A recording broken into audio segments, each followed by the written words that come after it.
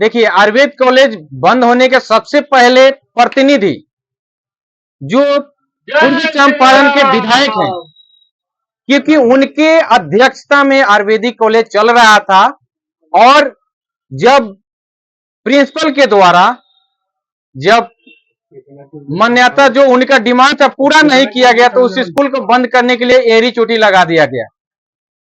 और इतना ही नहीं, प्रिंसिपल को बदली करने के लिए डायरेक्ट बिना किसी बैठक के ही डायरेक्ट प्रिंसिपल घोषित कर दिया गया।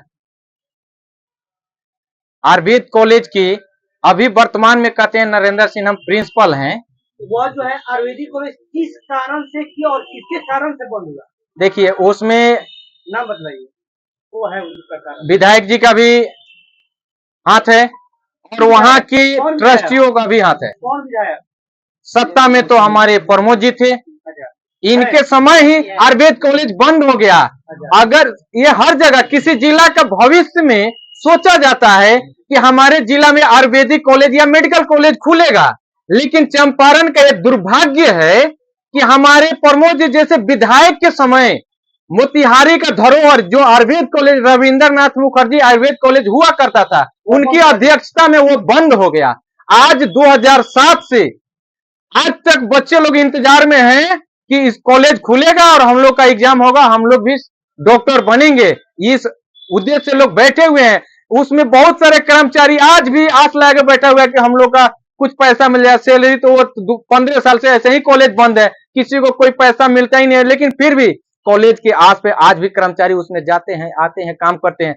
और यहां तक उसमें एक आई हॉस्पिटल भी खुल गया है जिसका उससे कोई ताल्लुकात नहीं था, लेकिन फिर भी वो चला रहे हैं। और तरह तरह के उसमें ट्रस्टियों का आगमन हो रहा है कि हम इस आयुर्वेद कॉलेज को चलाएंगे और इसका प्रिंसिपल बन जाएंगे। वो भी क्या करते हैं, कुछ बच्चे से कुछ ठगाई करते हैं और उसके बाद में वो भी उनसे भी नहीं हुआ, कॉलेज फिर बंद का बंद ही पड़ा है। अभी देख के आप सुने होंगे कि फिर एक नए ट्रस्टी महोदय ने आश्वासन दिया है कि हम इस आयुर्वेद कॉलेज को चालू करेंगे, जबकि हमारे चंपारण का कितना अच्छा भविष्य था कि हमारे चंपारण से सैकड़ों आयुर्वेदिक चिकित्सक हमेशा पढ़ाई करते थे और वहां प्रैक्टिकल की सुविधा, थ्योरी की सुविधा वहां उपलब्ध था, प्रोफेसर भी था।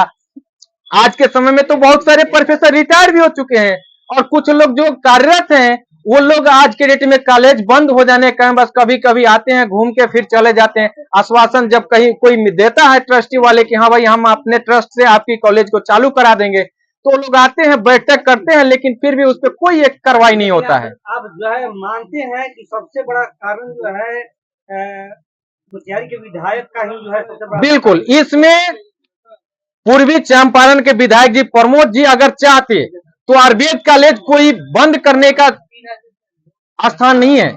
विद्या के मंदिर जिसमें डॉक्टर को भगवान कहा जाता था, आज चिकित्सक हमारे वार्ड में, पंचायत में जो प्राथमिक चिकित्सक है उसमें चिकित्सक नहीं है, हॉस्पिटल में चिकित्सक नहीं है। लोग पब्लिक बीमार रहते हैं तो उसको इलाज के अभाव में कुछ लोग मर जाते हैं और कुछ लोगों के पास दवा उपलब्ध नहीं हो पाता है। लेकिन एक तो माननीय नरेंद्र मोदी जी जो कि भारत के प्रधानमंत्री हैं, यशस्वी प्रधानमंत्री है, उनका थोड़ा सा सहयोग मिला कि एक किसान हेल्प कार्ड जो बन रहा है जिससे 5 लाख रुपए की सुविधा मिल रहा है। तो ये प्रधानमंत्री का देन है कि आज सभी व्यक्ति उस आयुष्मान कार्ड का सुविधा लेकर के वो इलाज करा रहे हैं। लेकिन एक और चीज है, आज देखिए अब जनता तो धीरे धीरे अब सब चीज देख रहा है ना, अब आने वाले समय में इनका लोग पोल खोलना शुरू करेगा। 2025 में विधानसभा चुनाव है, क्या इसका जो है खमियाजा जो है भुगतना होगा? अभी विगत वर्षों से तो ये चलते आ रहा है, लेकिन समस्या तो काफी है और उसपे विधायक जी अगर इस वर्ष से अगर ध्यान नहीं दे रहे हैं तो आने वाले चुनाव में इसका परिणाम प्रमोद जी को झेलना पड़ेगा।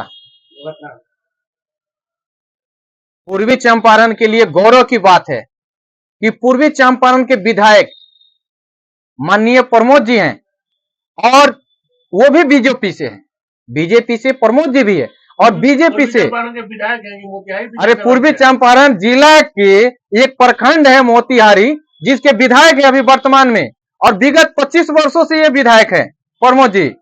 और साथ में हम बता दें कि चंपारण के एक और बड़ा चेहरा जो बीजेपी से है, राधा मोहन चचा के अध्यक्ष बन गए, ये हमारे चंपारण के लिए गौरव की बात है। दुख की बात यह भी है कि राधा मोहन चचा, आईने प्रमोद भाई, दोनों आदमी बीजेपी के बड़े से बड़े नेता। एक बार तो प्रमोद भैया भी मंत्री बने थे, लेकिन दुर्भाग्य की बात यह है कि एक चंपारण का धरोहर आयुर्वेद कॉलेज हुआ करता था, वो आयुर्वेद कॉलेज बंद पड़ा है 15 वर्ष से, लेकिन इस पे इन लोग का ध्यान नहीं है। जबकि दूसरे जिले के लोग, दोनों आदमी के कारण जो है बंद हुआ। दूसरे जिले के लोग ये ढूंढते हैं कि हमारे यहाँ जगह मिले तो हम मेडिकल कॉलेज खोले। अब चंपारण में कॉलेज भी है, रूम भी है, लेकिन हमारे राधा मोहन चचा और प्रमोद भैया का ध्यान उस पर नहीं जा रहा है, जिसके कारण 25 वर्षों से आयुर्वेद कॉलेज बंद है और विद्यार्थी यहाँ से पढ़ने के लिए दूसरे राज्य में जाते हैं।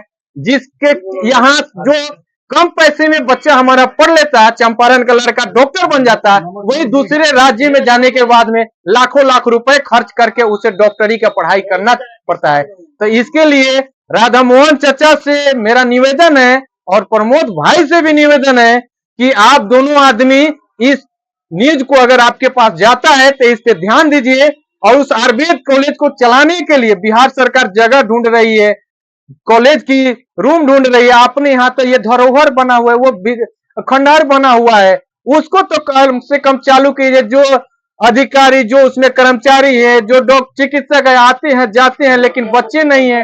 आयुर्वेद कॉलेज का मान्यता रद्द है 15 वर्ष से, तो उन लोगों को भी कोई पैसा मिलता नहीं है, तो उनका घर रोजी रोटी कैसे चलता है, इससे भी आपको सोचना पड़ेगा सर।